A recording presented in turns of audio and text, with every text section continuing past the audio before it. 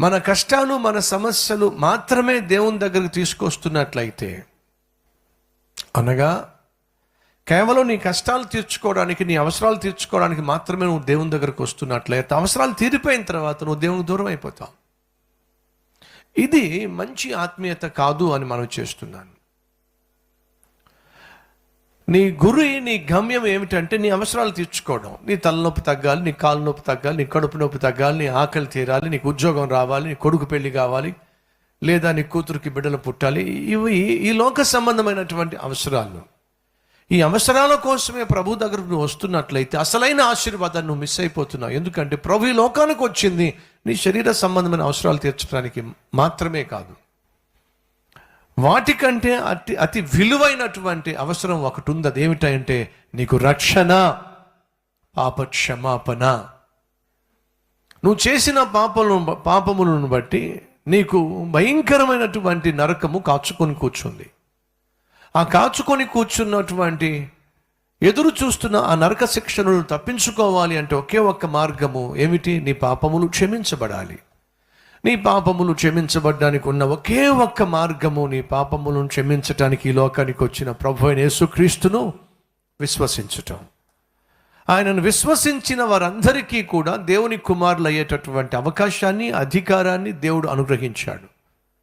నువ్వు పరలోకానికి వెళ్ళాలా? అక్కడ ఎవరుంటారు? దేవుడు ఉంటాడు. దేవుడు ఉంటే పరలోకంలో ఎవరుంటారు? దేవుని పిల్లలు ఉంటారు. మరి దేవుని పిల్లవు కాకుండా, దేవుని కూతురువి కొడుకువి కాకుండా పరలోకానికి వెళ్ళే ఛాన్స్ ఏముంది? లేదు. మరి నువ్వు నేను దేవుని కుమారులం కావాలంటే ఏం చేయాలి? దేవుడు పంపించిన యేసుక్రీస్తునందు విశ్వాసం ఉంచిన వారందరినీ కూడా దేవుడు తన బిడ్డలుగా అంగీకరిస్తానని మాటిచ్చాడు. అనగా క్రీస్తును నీవు రక్షకునిగా అంగీకరించటం వల్ల దేవుని కుమారునిగా, కుమార్తెగా అంగీకరించబడతావు.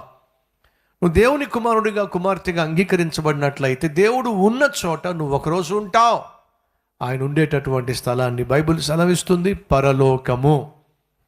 ఆ పరలోకంలో నువ్వు నేను ఉండాలి అంటే ఒకే ఒక్క మార్గము, ప్రభు అయిన యేసుక్రీస్తు. ఆ యేసు సెలవిచ్చాడు, నేనే మార్గము, నా ద్వారా తప్ప ఏ ఒక్కడు కూడా తండ్రి యొద్దకు రాలేడు. దయచేసి గమనించాలి, తలనొప్పి కోసమో కడుపు నొప్పి కోసమో కాదు యేసుక్రీస్తు లోకానికి వచ్చింది. నశించిపోతున్న నిన్ను వెతకి రక్షించటానికి యేసుక్రీస్తు లోకానికి వచ్చాడు. ఆ రక్షణ బహు విలువైనదే. ఆ రక్షణ నీకు ప్రసాదించటానికి ప్రభు తన ప్రాణాన్నే దారపోయాల్సి వచ్చింది, సిలువలో మరణించాల్సి వచ్చింది. కాబట్టి సహోదరి సహోదరులు, మనం ప్రభు సన్నిధికి రావాల్సిన ప్రధాన కారణం ఏంటో తెలుసా? శరీర సంబంధమైన అవసరాలు తీర్చుకోవడానికి కాదు, మరి ఆత్మ సంబంధమైనటువంటి బంధాన్ని దేవునితో ఏర్పరచుకోవడానికి, ఆయనకు మరింత దగ్గరగా చేరటానికి.